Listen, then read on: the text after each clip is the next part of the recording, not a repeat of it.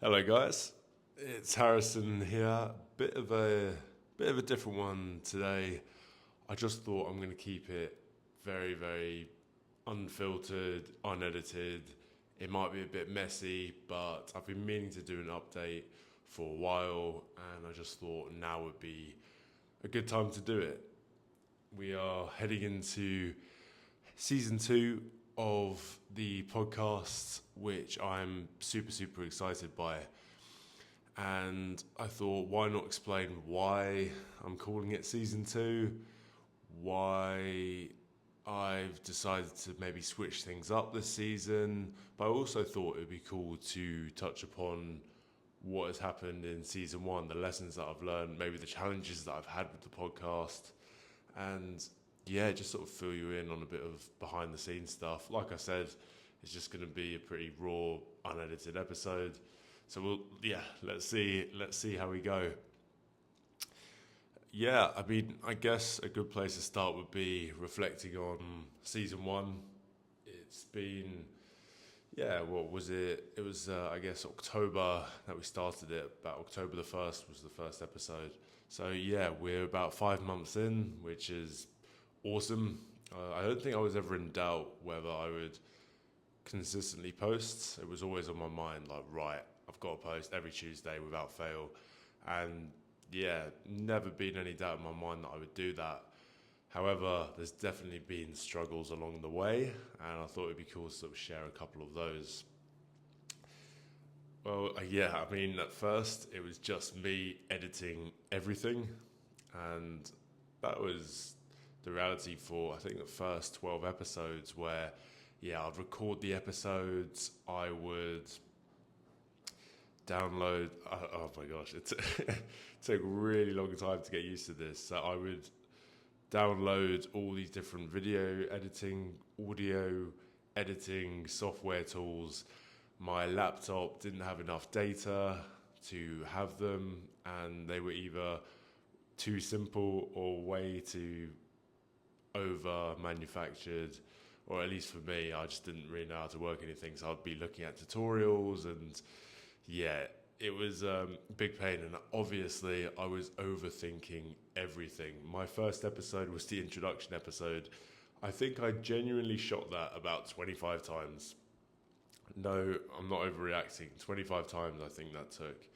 And I tried it in, I think, I actually tried that, I think, in 3 different countries. I tried it in the UK, back at the place I was staying at. I tried it in Marbella when I was staying with my mum. And then when I came to Bali, I even filmed it there. And the funny thing is that even when I released that, I wasn't very happy with it. I think in that video, if you watch it back, I'm like clapping. I get really excited, so I'm doing this and I'm listening to it back. And then at that point, I was just like, right, if I don't post it now, it's just not going to go out. And I'd set October as a date for when I was going to do that. And I thought, right, I'm going to stick to that. So yeah, that was that was quite interesting. I remember with the first couple audios, I would over edit them so much. Like all the perfectionist traits were coming in. Every time there was an or an or a long pause, I'd edit it out. And yeah, it was just I was spending a lot of time on the editing side of things, and I'm not even an editor. I was just kind of winging it. And to be fair, you can actually pick it up fairly quickly. But yeah, I soon realised if I continue like this, then I'm not going to end up enjoying it as much. And you want to enjoy the process, right? So yeah, that was certainly a challenge at first, was the whole editing. I also had a microphone. What did I use? I'm trying to remember the one I bought. But I bought this really popular microphone that people who I knew who had podcasted had recommended it, and people were recommending it on the internet. And I bought it. I think I bought 2 of them because in my mind, I was going to set up my own, not studio, but my own backdrop, right? So I bought these microphones, and I just the settings, it was just very complicated. It just didn't sound very good. Maybe I broke them, I don't know. But I remember listening to it back and thinking, wow, this sounds terrible. And yeah, if you listen back to some of my earlier episodes, I can't remember when exactly I started to address the problem, but a lot of the time the audio, I sound like I'm quite far back, or it sounds a bit muffled, and I actually spent a lot of time actually editing the introduction as well, which it just, the first couple episodes, honestly, it was it was definitely me figuring it out, which is funny looking back. And yeah, now I certainly try to, well, now I've got a guy who can edit it for me, which is awesome. So he does the YouTube, he does the audio as well, and he's fantastic. So yeah, he's helped me out a ton, which is great, and it also means that I can spend more time sort of around the podcast as well, meeting with people, connecting with people, and doing my thing, right? I guess that'd be a cool place to touch upon as well. Where I find my guests, I get asked that a lot. Honestly, just through life. I think in Bali, it's very easy to meet people. There's lots of cool men's circles. I've met people through jiu-jitsu, poker nights. There's a real sense of community here, and you meet a lot of like-minded people, right? People who have maybe flown away from the nest and are trying new things. There are, quite a few people there like that, which makes meeting people pretty easy. And yeah, my attitude, I think at first it was, okay, cool, let's just get anyone on who's willing to tell their story, which was awesome. Now I think it's evolved a bit as well, and we'll head on to that in a bit. But yeah, at first the idea of the podcast was simply, okay, cool, let's just get men on, talk about their story, and create content that is relatable and or inspiring. And yeah, I think a lot of the time we sort of manage to do that. It is interesting though, I think, because I batch recorded the episodes, and this is why I like to call it season 1, because I batch recorded them, meaning that by the time I posted some of the episodes, it would have been like 3 months after we had the conversation. And a lot can change in 3 months. And I really felt like I grew quite a lot in a very short space of time. And looking back at the episodes, I think there is quite a lot of resistance there, right? Because I'm looking back, I'm thinking, oh, I could have asked this, or oh, hang on, why didn't I challenge that? And yeah, it's very, very interesting looking back. And I think on the podcast, what has helped me is sort of letting go of, okay, you know what, that was me then, and I've changed. And change, I think, is a very good thing to have. I think it shows that you've evolved and you've reflected on your behaviours and you're growing as a person. So I don't actually think there's anything wrong with that. But yeah, certainly if I'm posting it in the now, but I recorded it 3 months ago, yeah, you're going to be thinking, oh, okay, but yeah, there's going to be resistance there. But yeah, go and move past that and get the content out there. And in that way, you can help more people and just create more cool content. And yeah, that's been challenging, but I've got past that. There was also something else as well where, because what would happen is a guest would, this is the thing I've learned quite a lot as well, is knowing when to like interrupt, because my pet peeve has always been interrupting. I hated being interrupted as a kid, and I don't like listening to stuff personally and seeing the other person interrupt a lot, because then that curiosity of where that thought was going to go and where the words were going to go, yeah, that's going to be lost, right?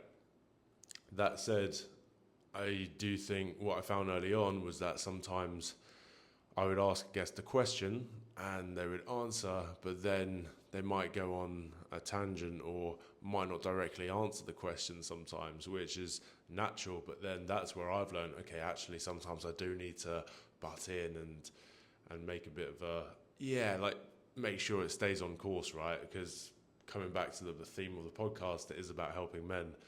So if we've gone in talking about his journey, and then we've gone on talking about 80s rock and roll bands, it's not quite like, if it's relevant to the story, then absolutely. But I think if we go on talking about something else and the question wasn't answered, then yeah, it's my responsibility to dig a bit deeper there. So certainly a big challenge for me has been, I think knowing when to interrupt and when not to. I found that as the show has grown and as I have grown, I've become better at this. Obviously, there's always room for improvement, right? But yeah, that's, I think the difficult part as well is when, because I'm really interested to see where the conversation goes. So someone might say something and then they will say another thing and another thing. And I need to stay present, right, when I'm recording. So they might say one thing, okay, yeah, I need to do this, and da da da da. And I'm like, oh, okay, I've got a question to ask there. But then they keep on going.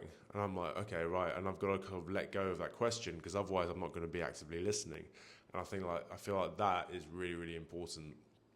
So yeah, I'll be looking back at the episode and I'm like, oh, would it be nice to dig a bit deeper into there? And yeah, that's something I'm sure will grow over time as well. But yeah, certainly an observation I've had looking at those. What else has there been as well? I think a challenge as well has been this is more of a recent problem though, but I found that when, especially in the past, what would happen is, yeah, it was a lot more, okay, let's just see where the conversation goes. Now I find that I know when we've sort of dug in deeper or not, and if you know me, you know that I am a very deep thinker. Back when I was younger, or even at uni or wherever it may be, I was always the one trying to have deeper conversations, and it was always quite surface level, which is cool. Everyone's different, but I always wanted to be the guy like getting deep into things. So now I think the standards that I've put on the show have increased, and as a result, I really like to get really deep. I want to know your childhood story. I want to know your darkest moments, and that's really important to me. And if there's questions left unanswered there, I find it very, very difficult. I also have found that perhaps my perception of people and their stories have maybe changed as well. And yeah, it's an interesting one. I think at first, when I first went onto the podcast, it was right, let's get people on and let's explore their story. And now looking back, I'm thinking, oh, hang on a sec, why didn't I challenge this thing that they said and this thing? And I have a different perspective on the stuff that they've said. Maybe they're projecting something.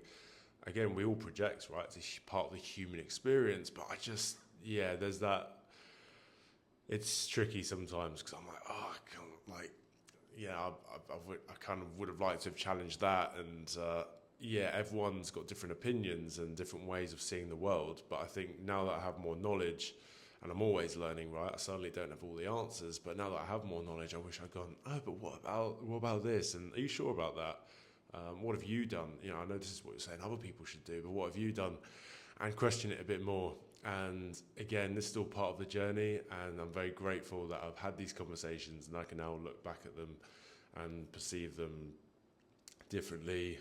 I have recorded, I think 2 or 3 episodes now where I haven't actually published them because, I haven't done my job well enough as an interviewer to dig deeper, right? It's remained quite surface level, and perhaps I didn't challenge things. And this is what I mean. Everyone's entitled to having different opinions and, different ways of approaching things. But if I haven't challenged it, and I'm just broadcasting that episode, then that's giving the message of, okay, I agree with that, or I approve of this message. And a lot of the times I don't.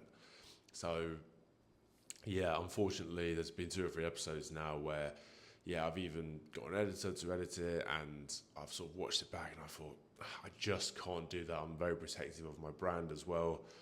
And it's a shame, but, they're still there. Maybe I'll create like an exclusive access, or maybe we give it to certain people if I feel like there's little nuggets in there, or maybe create shorts out of them, short form content, something like that. But that's certainly been a challenge. But the reason why I want to call it season 2 is because I really feel like I'm in a new period of my life. And it sounds crazy, right? Because it was only 5 months ago where I started the podcast. However, I've really found now that as we're transitioning to season 2, I want to go deeper. I really want to go deeper because I feel like we are so much more than our mind and our mind's struggles, right, and challenges. And yeah, people have some amazing stories, and wow, the amount of storytelling that we've got coming in season 2 is incredible, and I love that part of it. Absolutely love it, and I don't think I'll ever take that part of it away. But I also think, okay, right, what's actually happening beneath the surface here? And you know, I really want to delve into a little voice break. I really want to delve into, okay, what are we actually doing here on this planet? Like, we are so much more than our mind, and what is our perception of the world, and how have we actually gone through challenges? And yeah, I think the real catalyst for this slight switch in direction was my episode with Aaron Timms. He really opened me up to, wow, okay, the power of the mind and just the magic that we can create. And I think from a personal standpoint as well, my sort of spiritual journey, if you like, for lack of a better term, it's definitely progressed. And I feel like a big part of that was listening to Aaron Timms' episode number 6 or 7, I think it was, about how it's titled How Manifestation Saved His Life. And when you dig deep into it, you're like, wow, okay, that was my first kind of, you know what, we can actually completely shift our mindset. And although I'd had ideas of that in the past, and I think hearing that with somebody I'd met in person, that really opened my eyes, and I realized that, okay, we've got this perception of, okay, this is our mind and we identify with our mind, right? Whereas the reality is we're so much more than that. And I feel like if we can embody those principles in everyday life, whether you're super spiritual or not, I think you're going to get more joy out of life. And ultimately, this is what we all want as men. We just want to be accepted and understood.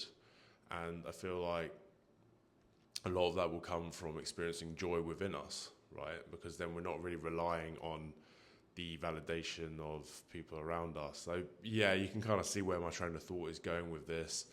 I really want to sort of bridge that gap going into season 2 between, okay, what's actually going on beneath the surface? How can we understand our emotions better? How can we become the best version of ourselves? Again, that's something I'm really passionate about. I feel like we all have so much potential as men, but how often is it really realized? And yeah, understanding all of these core concepts will really help people. And I also think, yeah, bridging the gap between maybe atheism and people who perhaps aren't that spiritual and spirituality. And the reason for this is because a lot of the time when people aren't connected to spirituality, they look at it as, okay, that's like something woo-woo or something, you know, people think that happens after life. Whereas the reality for me is that spirituality is a huge part of life now, and you can really start to peel back the layers and understand, okay, what is actually going on here. And yeah, I think the episodes that I've recorded so far for season 2 have done a great job of doing this, right, and hearing different perspectives. But yeah, I think that Aaron Timms episode is, yeah, a real game changer in terms of understanding that. So if you are curious or you just fancy a really very, very interesting listen, then I highly recommend that. It was a catalyst, I think, for me to go on and really cement my belief in sort of something greater than what we have here. And yeah, he breaks it down in such a great way as well. He's just, ordinary geezer with all due respect. And the reason why I say that is because I genuinely think that ordinary people can do extraordinary things. And a lot of the time, that's one of the reasons why I started the podcast, right? Because you'd look at all these people who've done amazing stuff, whether they're your idols, inspirations, celebrities, famous people, whoever they may be, businessmen. Point is, a lot of the time we see these people and they're like, okay, right, they're special, and that's not me. Whereas the reality is, no, like these people who've had these great stories, like Aaron and like many others I've had on the podcast as well, the reason why they've done something is because they've been themselves. They're ordinary people, normal people, but they've done extraordinary things, and they've done that through transforming their lives and rewiring their mind in Aaron's case, but then also just showing up for themselves and putting the work in over a longer period of time. super, super inspiring. And that's what I want this podcast to be. It's a growth voyage. Okay, how do people grow? So yeah, okay, we've touched upon, okay, cool things and yeah, tackling life's problems or the mind's problems. Now I want to go deeper. Okay, right, those are the mind's problems, cool, and these will still come up. You know, how we confront certain challenges, building a business, managing relationships, all this stuff is awesome and it will continue to be there. But what's actually happening beneath us? How can we actually make sure that on this growth voyage we are actually growing? And that is my aim for season 2. I can't wait for you all to listen. Yeah, I don't know where else to go from here, but yeah, it's going to be great. I would love to hear your feedback as well. I've been chatting to a lot of the Growth Voyage community about what sort of themes they want to listen to.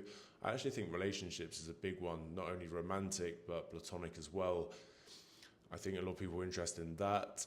And I do think, talking with a lot of men as well, a lot of men do struggle to open up to other men. And through my understanding so far, having talked with more people, it seems that actually that is the key to living a fulfilled life. Is I think a big step to that is learning to be vulnerable in front of other men, and that will translate into all the other areas of our life as well. So yeah, we've covered a lot here.